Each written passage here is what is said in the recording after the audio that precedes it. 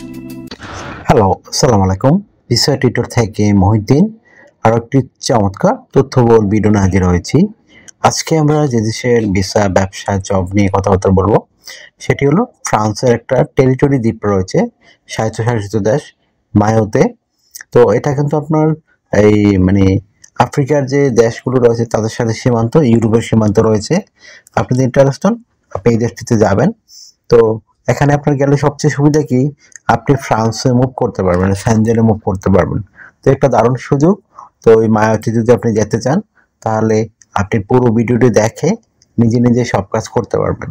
আর এখানে বাংলাদেশের জন্য যারা পাসপোর্ট, আপনি ভিসা নিয়ে যেতে হবে, ই ভিসা নিতে পারেন। আবার ফ্রান্স যে এম্বাসি রয়েছে সেখান থেকে অ্যাপার্টমেন্ট নিয়ে তাও জমা দিলে সরাসরি ভিসা পেয়ে যাবেন। তো আপনি যদি ইন্টারেস্টেড আপনি এই যে মায়োতে যাবেন তাহলে আপনি পুরো ভিডিওটি দেখুন, নিজে নিজে সব কাজ করতে পারবেন। তো চলুন শুরু করে আমরা টপিকসগুলো কভার করি। আজকের টপিকগুলো রয়েছে সেগুলো হলো এই মায়োতে আপনি যাইতে হলে কি কি ডকুমেন্ট রেডি করবেন সেই ডকুমেন্ট লিস্ট আমি বলে দেবো। আর আপনি কিভাবে ফ্লাইট টিকিট কাটতে পারেন এইটা একটা ধারণা পেয়ে যাবেন। তো চলুন শুরু করে আমরা টপিকগুলো আলোচনা করি। প্রথমে যে বিষয়টি রয়েছে সেটি হলো আপনি মায়োতে গেলে আপনার বিভিন্ন ডকুমেন্ট রেডি করতে হবে।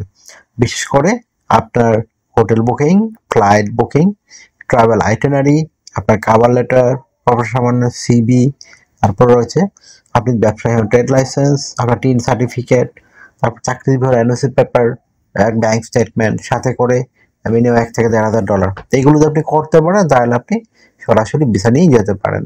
তো আপনি কিভাবে এগুলো রেডি করবেন? তো প্রথমে যে বিষয়টি রয়েছে সেটি হলো আপনাকে একটা হোটেল বুকিং করতে হবে।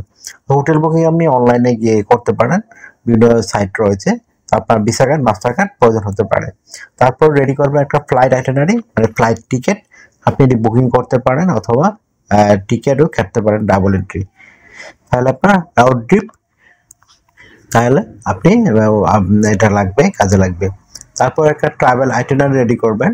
ধরেন আপনি মায়োতে গিয়ে 3 মাস বা 15 দিন, 20 দিন থাকবেন। তো আপনি 20 দিন কি করবেন, সকাল, বিকাল, দুপুর, এগুলো আপনি টোটাল বর্ণনা দিতে হবে। এটাকে বলে ট্রাভেল প্ল্যান। তারপর রেডি করতে হবে একটা কাভার লেটার। তো কাভার লেটার মানে লিখতে পারেন আপনি মায়োতে কেন যেতে চান, এই যে 15 দিন থাকবেন এখানে আপনার উদ্দেশ্য কি, পারপোজ কি, এটা একটু সংক্ষিপ্ত করে বর্ণনা দিবেন। আর আমি একটা যে লিস্টগুলো বললাম সেই টোটাল লিস্ট আপনি এই তুলে ধরবেন। আপনার যা যা ডকুমেন্ট রয়েছে সেই ডকুমেন্ট লিস্টগুলো আপনি সুন্দর করে সাজিয়ে দিয়ে দিবেন। তো তারপর আপনাকে যে কাজটি করতে হবে সেটি হলো একটা প্রফেশনাল মানে সিভি রেডি করে নিয়ে যাবেন। এটা কাজে লাগতে পারে যে আপনি জব করতে চান বা ব্যবসা করতে পারেন, এয়ারপোর্টে দেখাতে পারেন। তখন আপনারা কিন্তু বুঝবে যে আপনি এই প্রফেশনে আছেন। তারপর আপনি একটা প্রফেশনাল সিভি কিভাবে রেডি করেন যদি না জানেন, আমার যে অন্যান্য ভিডিওগুলো আছে সেগুলো চেক করে দেখতে পারেন। আমি তো ওখানে ডিটেলস বলে দিয়েছি কিভাবে একটা সিভি প্রফেশনাল রেডি করতে হয়। আর আরেকটা বিষয় হলো আপনাকে ব্যাংক স্টেটমেন্ট নিতে হবে মিনিমাম 3 থেকে 4 লাখ টাকা। মিনিমাম 3 লাখ টাকা রাখলে না, 2 লাখ টাকা রাখলে হয়। অনেক সময় ব্যাংক স্টেটমেন্ট লাগেও না, কিন্তু আপনি যেহেতু নতুন যাবেন অবশ্যই আপনাকে ব্যাংক স্টেটমেন্ট নিয়ে গেলে ভালো হবে। আপনি বোঝাতে হবে আপনি একদম সাফিসিয়েন্ট লোক।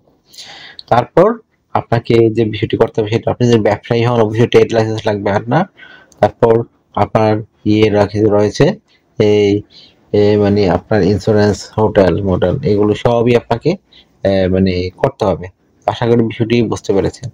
তো আর একটা বিষয় হলো এই এখানে মানে আপনি যেতে পারলে আপনি জব এবং ব্যবসা করতে পারবেন, দারুণ সব সুযোগ সুবিধা রয়েছে।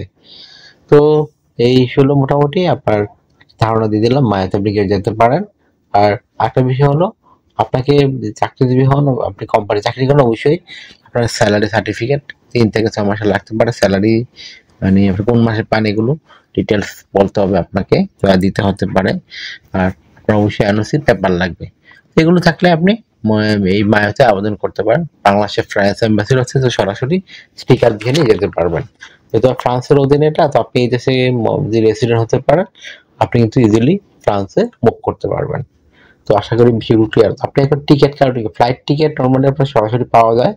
আপনি যে আগে মানে ভিসাটা পেয়ে যান, আপনি 100% টিকিট কাটতে পারবেন, কোনো ঝামেলা নেই। এটা আপনার বিভিন্ন অপশন রয়েছে। আশা করি বিষয়টি বুঝতে পেরেছেন। আপনার যদি এই ভিডিওটি ভালো লেগে থাকে, আপনার তথ্যবহুল মনে হয়, আপনি অবশ্যই ভিডিওকে লাইক করে দিবেন। আর আমার চ্যানেলে আপনি নতুন হয়ে থাকলে চ্যানেলটিকে সাবস্ক্রাইব করে বেল বাটনে চেপে রাখবেন।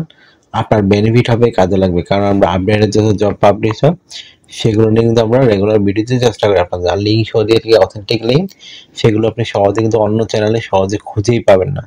তো আশা করি বিষয়টি বুঝতে পারছেন। আপনারা আমাকে বেশি সাপোর্ট করতে চাইলে অবশ্যই ভিডিওগুলো মানে বেশি বেশি শেয়ার করে দিবেন। ভালো থাকবেন, take care, good bye, tata. কথা হবে আগামী কোনো ভিডিওতে আবার।